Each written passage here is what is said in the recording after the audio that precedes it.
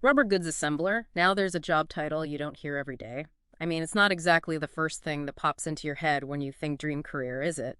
But you've brought some RoleCatcher resources to our little deep dive here. So something tells me there's more to this than meets the eye. You got it. It's always interesting to me how these jobs that most people don't even think twice about, Mhm. how these jobs actually kind of hold the world together. So what's got you curious about rubber goods assemblers?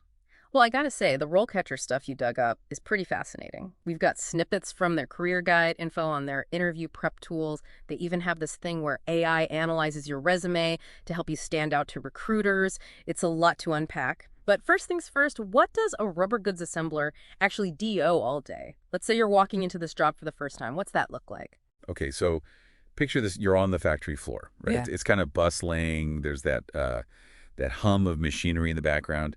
Now, you're not building things from scratch, more like putting on the finishing touches. The career guide mentions things like attaching buckles to swim fins or maybe putting the finishing touches on water bottles, you know, fastening, wrapping tape.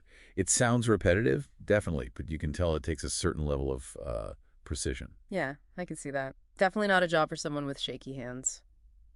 And speaking of the factory setting, what else did you find out about the work environment itself?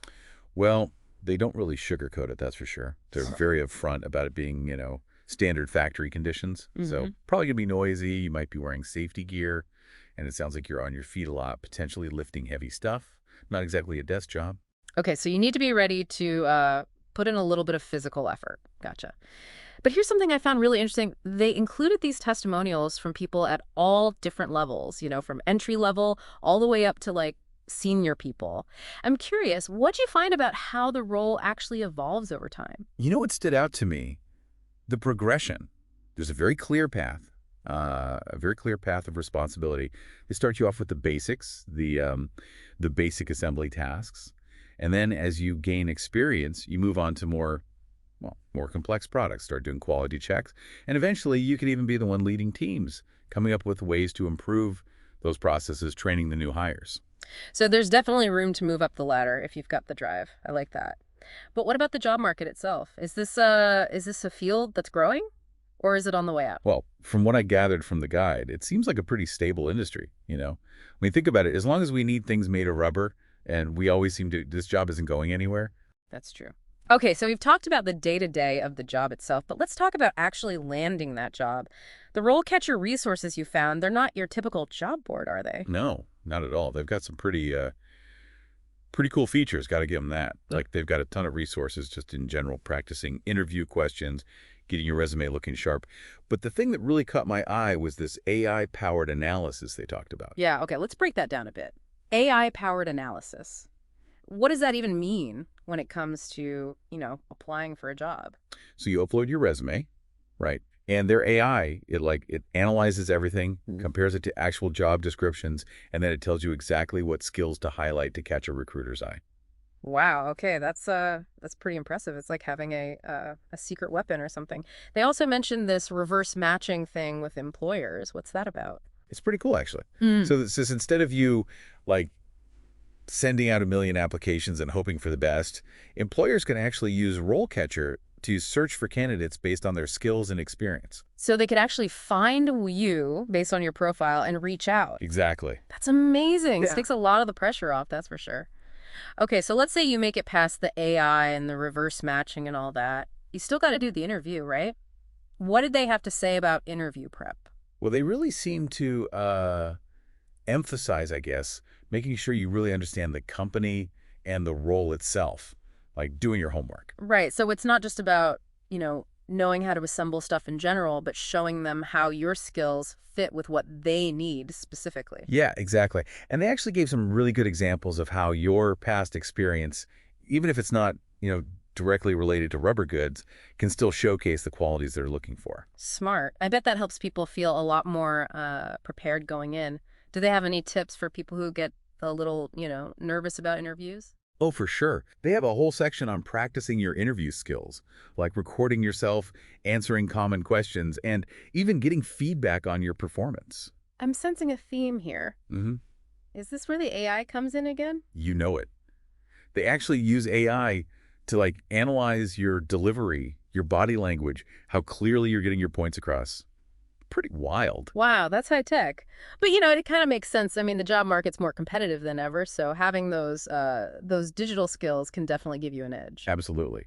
And it seems like that's what RoleCatcher is all about, giving job seekers the tools they need to succeed. So we've talked about the job itself, what it actually entails, the potential career path, the tech that's kind of changing the game.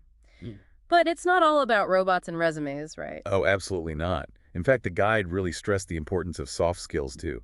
Those interpersonal skills that are important in any job, but especially one that involves a lot of teamwork. Absolutely. I mean, it's one thing to be good with your hands, but if you can't communicate or work well with others, that's going to hold you back. What specific soft skills did they highlight?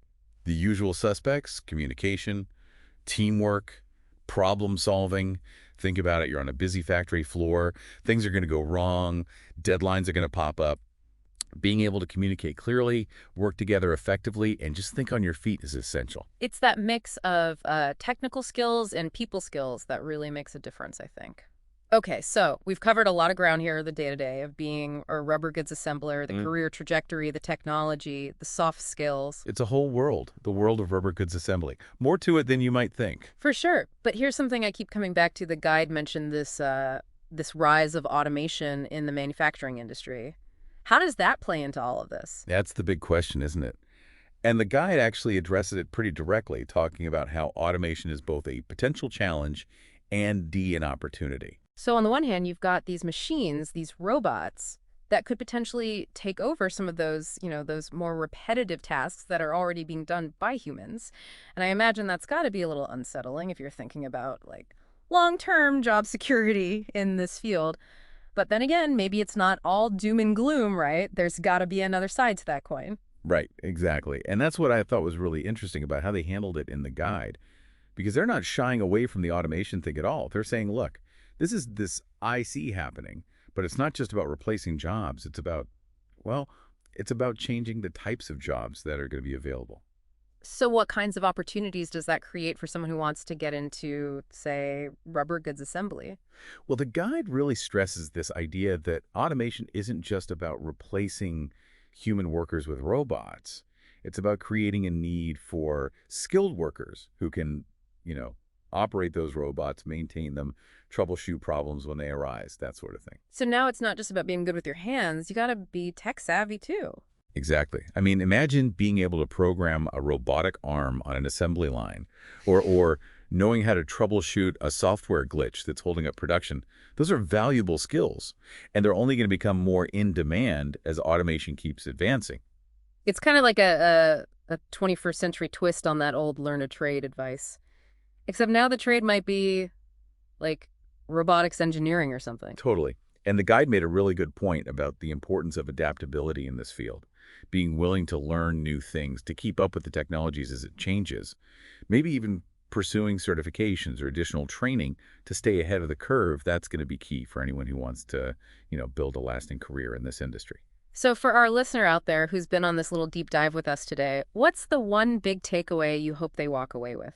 If they only remember one thing from this whole conversation, what should it be? That's a good question. I think for me, it all comes down to having a growth mindset, whether it's being willing to embrace the physical demands of the job, or staying curious about new technologies, or just working on those all-important soft skills. Being adaptable, being open to learning new things, that's what's going to set people apart in this field. Couldn't have said it better myself. That growth mindset really is invaluable no matter what you do, but especially in a field like this that's constantly evolving. So there you have it, listeners. We've journeyed into the world of rubber goods assembly, explored the ins and outs of the job itself, talked about the tech that's shaking things up, and even touched on the importance of, good old-fashioned human skills. Who knew there was so much to uncover? More than meets the eye, that's for sure. Absolutely. Well, that's all the time we have for today, but don't worry, we'll be back soon with another deep dive into a fascinating career path. Until then, stay curious, and we'll catch you on the flip side.